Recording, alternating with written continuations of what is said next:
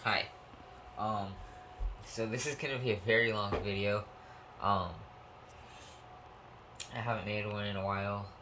Um, I've been busy, but I've made a few trips since my last one, and as you can see, I don't know if you noticed, but I moved, so you know it's different in this place now, different room, different stuff. Anyways, I'll start with some new. I basically got books, records, and animals. So I'll start with these two. This is Herman and this is Hector. They're not new, uh, but they are found while moving. So we added them. And then next we got Charlie. He's a Build-A-Bear. Um, we put these shorts on him. Um, Originally, uh, he came with these basketball clothes, but we liked how they looked, so we switched them. And then next we got Roy, who's a Halloween gummy bear plush, and he's probably the softest one. Like, if you do that, it doesn't even hurt. Like, I don't know. It's nice. Squish. And then next we got um Vinny. Um, it was funny because after we got Vinny, we realized his birth certificate says Vinny and it doesn't say Vincent, but it's the way it goes. So he's Vinny. We can still call him Vincent though.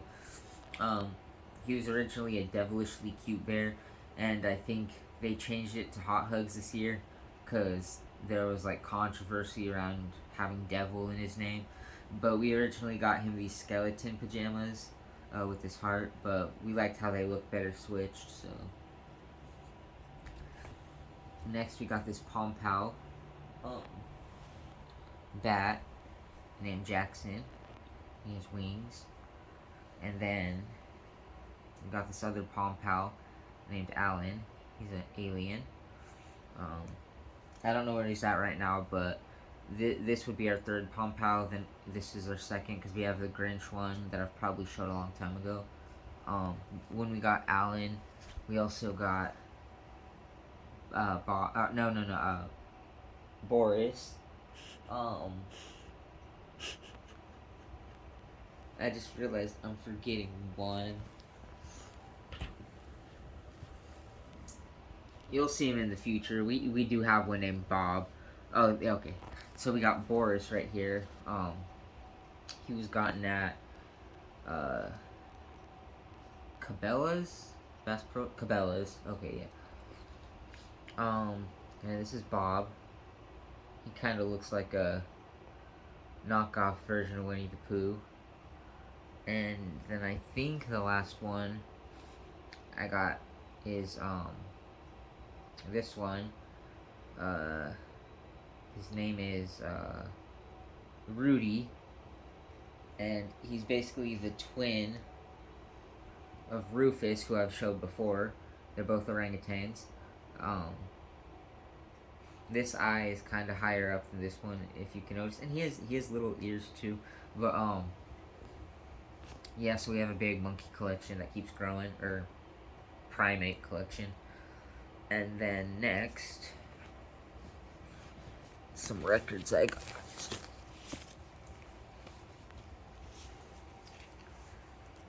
McCartney 1 by Paul McCartney.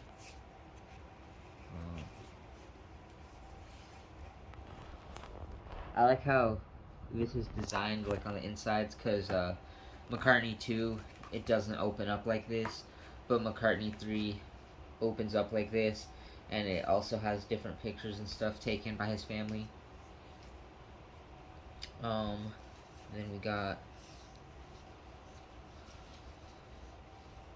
Crystal Gale, 1979, Missing the Mississippi.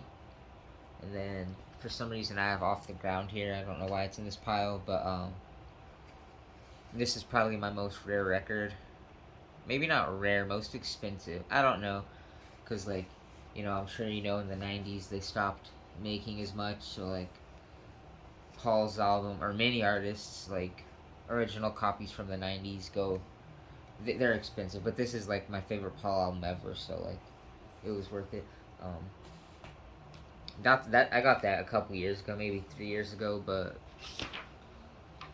uh, it was in the pile for some reason. Uh, Elvis Costello, Imperial Bedroom. Um, then Crystal Gale, Cage the Songbird. Um, I think this was her album 1982. I think 83. Yeah, this came out after she did that soundtrack with Tom Waits.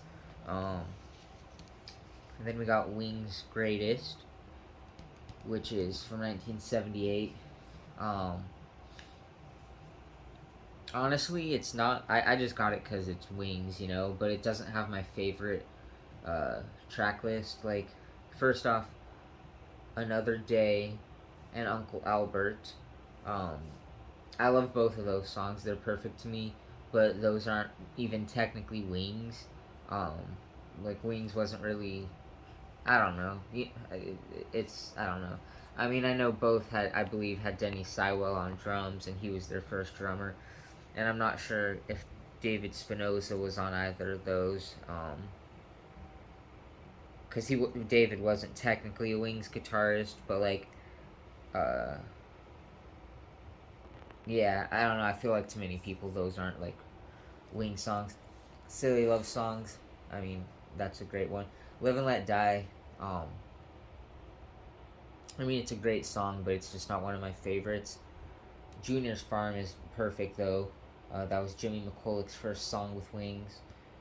With a Little Luck, not that big on it. Band on the Run, perfect song. Hi Hi Hi, it's alright again. Let 'Em In is great.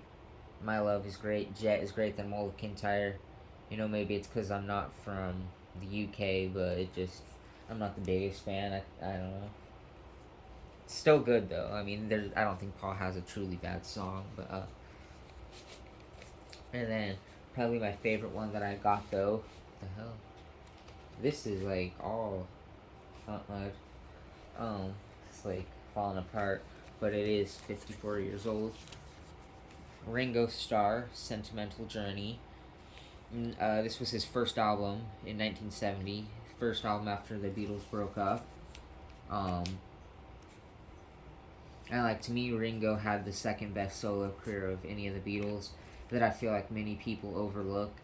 Like, they only listen to Ringo's self-titled album from 1973, or Goodnight Vienna, Photograph, It Don't Come Easy, I'm the Greatest, No No Song, Back Off Boogaloo. Once in a while you'll hear something nice about something else, like Ringo's Rotogravure, but his other stuff just gets overlooked, and I don't like it because he's great. This is just like jazz, pop, cover songs from songs that his mom loved, from his childhood. And I think John Lennon called it like fruity or something, or he said something negative about it, but I think it's great. And then on to the books. So I guess I'll show older books first. I got Jeanette McCurdy's autobiography, I'm Glad My Mom Died. I got these comics were sent to me from some comic book store.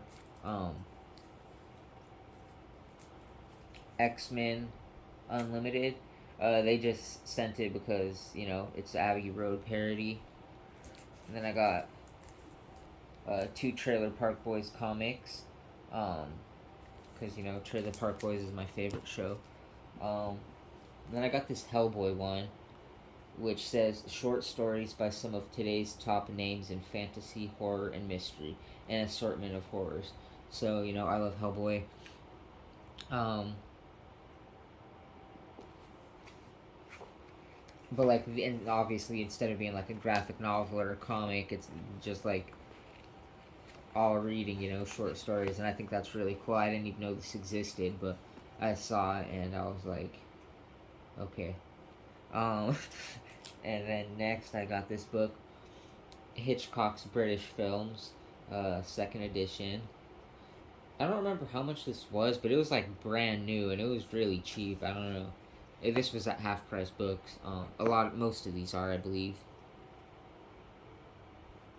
I think all of them are half price books except for the comics and one book that I'll show at the end. Um, but yeah, this goes over all his British films. Um, like, let's see. There's probably a table of contents.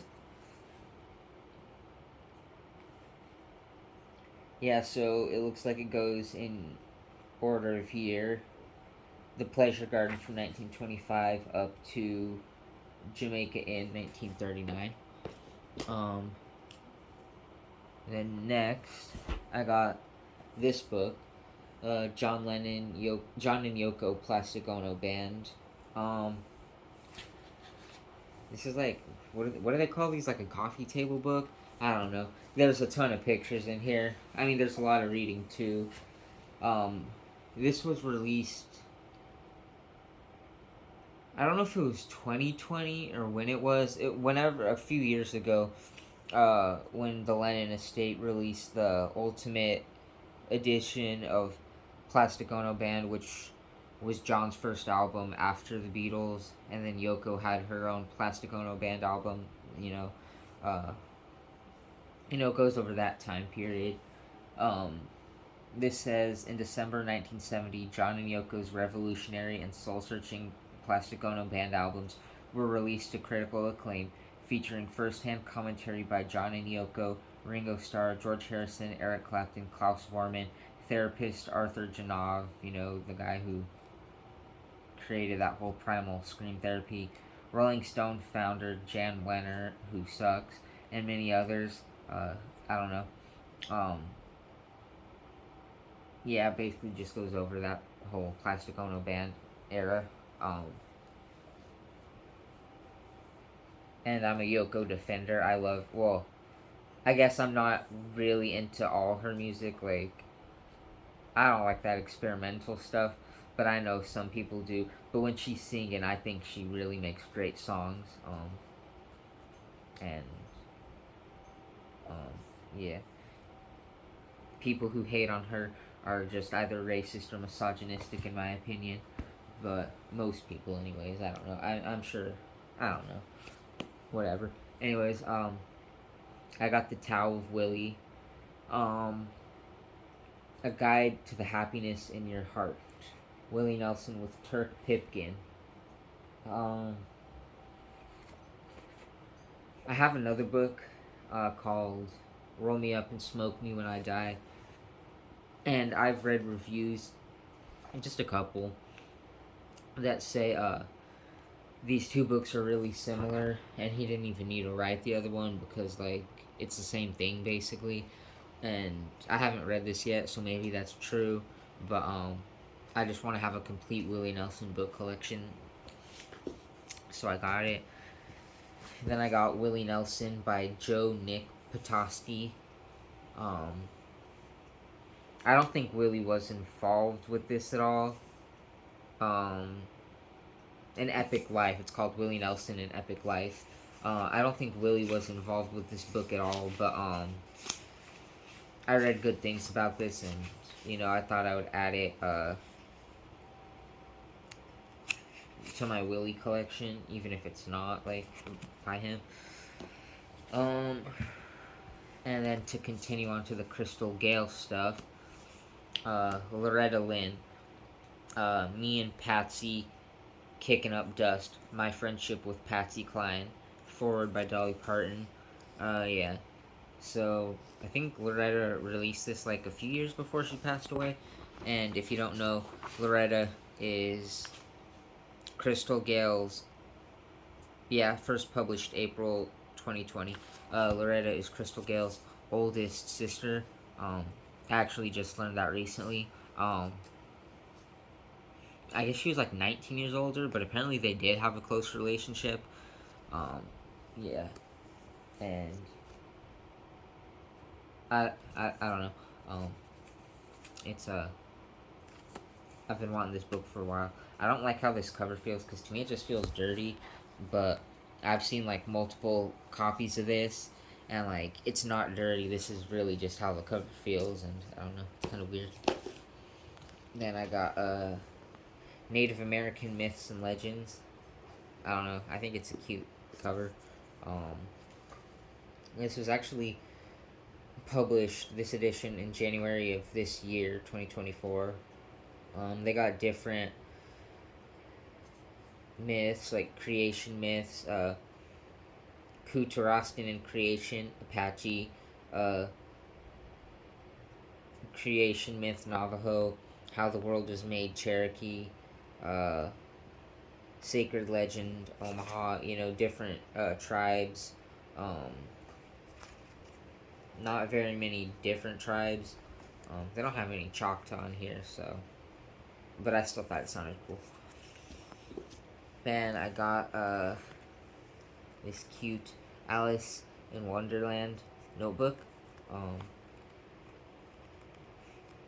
I've been told that I'm going to be forced to draw in here. Well, not forced, but I've been told that I have to without a choice. And I'm down, even though I draw like a 5-year-old. I'm still going to do it.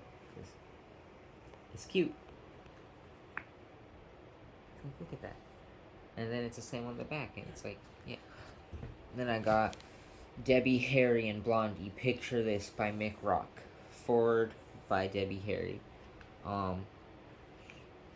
Yeah, so I'm a Blondie cell, and Mick Rock, took every picture in here.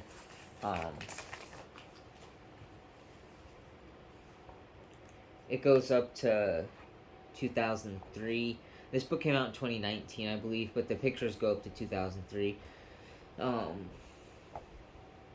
it really focuses on like, it looks like late 70s to like early 80s specifically. But, yeah, like they talk about it, but like there's pictures. There's also other stuff in here, like there's David Bowie, I think there's Freddie Mercury, Lou Reed, some other people. But yeah. And also today we got this reusable half price books bag. I don't know what this is. This might be like the first half price books ever. If it still exists, I'm gonna go there someday. But it's cute. And I also just realized I forgot to show something. Some 45s. We got this one from University Records. The song Forever by the Little Dippers. It was written by Buddy Killen, and I also believe he produced it. Side 2 is 2x4 Little Dippers. I think this song got popular on like TikTok or something, or somewhere on the internet. I don't know, I don't use TikTok. But yeah, they have like 4 songs that I could find online, and on Spotify they have 1.4 monthly listeners. So I feel like it's really just because of the song Forever. But like to me, this song, I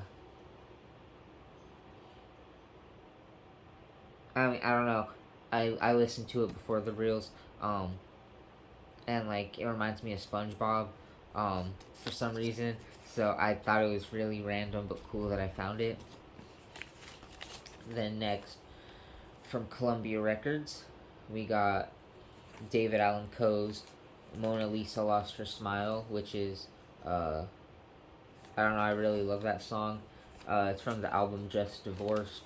and I don't know, I just love that whole album in general. And the B-side is Someone Special. Um,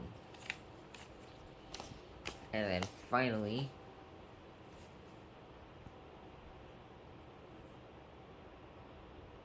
I don't know if you can recognize any of these people, but is that Chevy Chase? Okay, that's Chevy Chase, I think guess. it's Dan Aykroyd too. Which one? Who's that?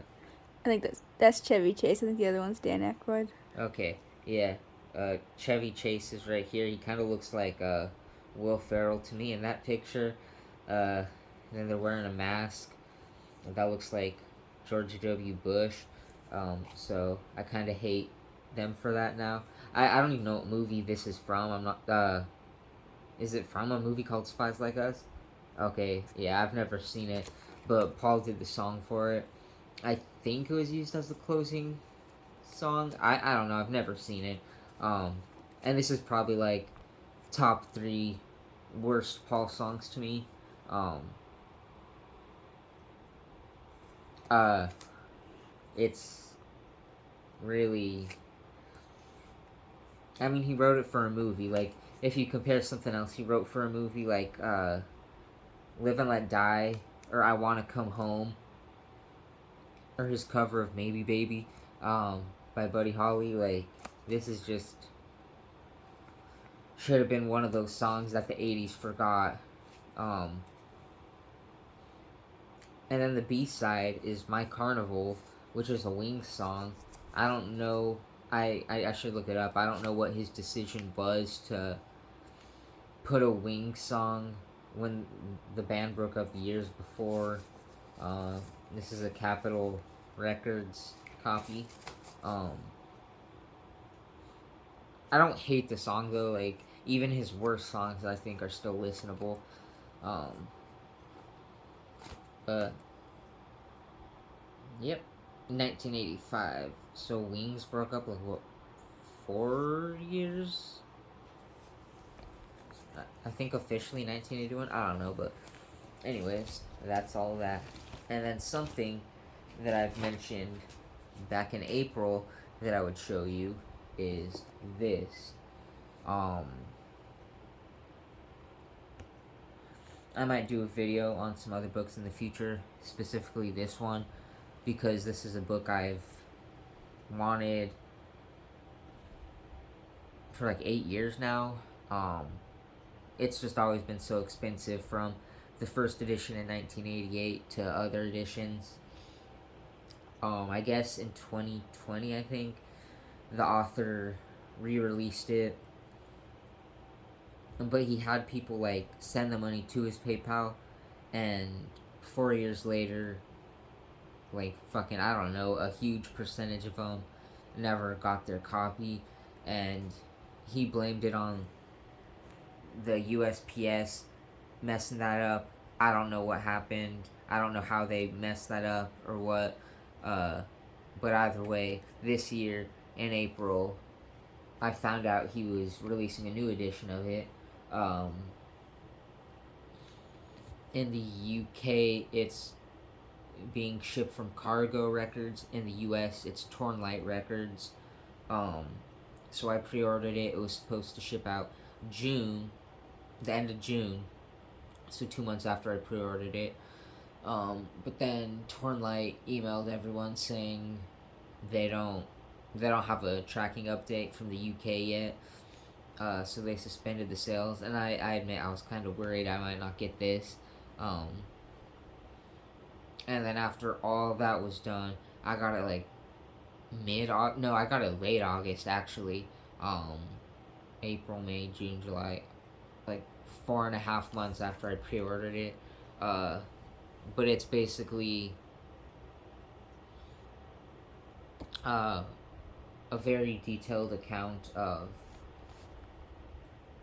the Tate LaBianca murders, and not just those murders, but like everything that led up to it. You know, it really goes into the organized crime and drug dealing that the family was involved in. That Vincent Bugliosi kind of just glossed over and ignored in Helter Skelter.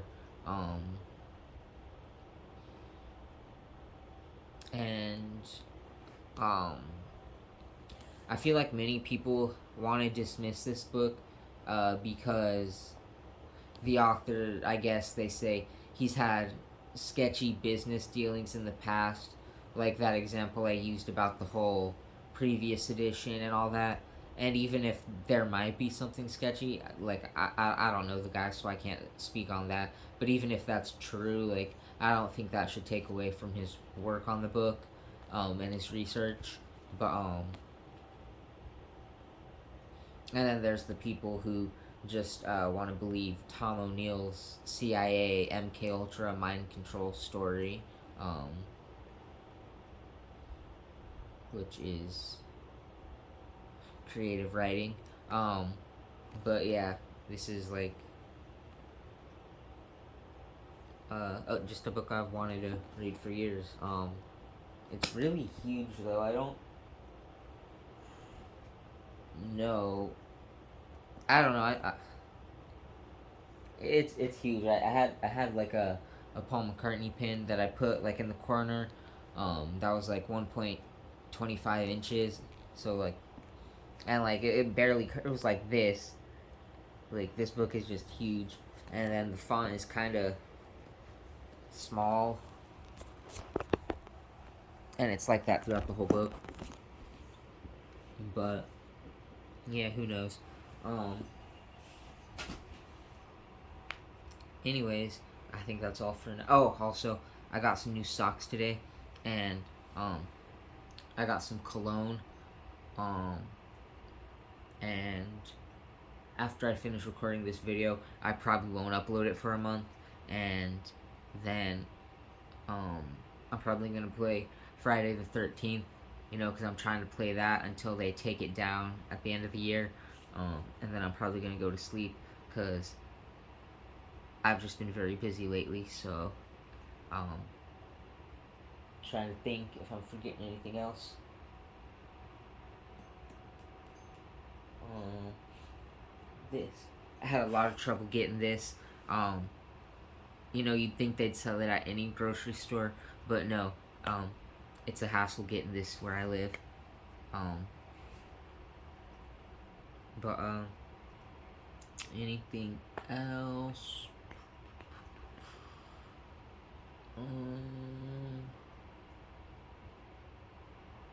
I think that's it for now. And if it's not, I'll do an update. But I'm going to title this video Ian, the full length movie, because how long it is. Okay, bye.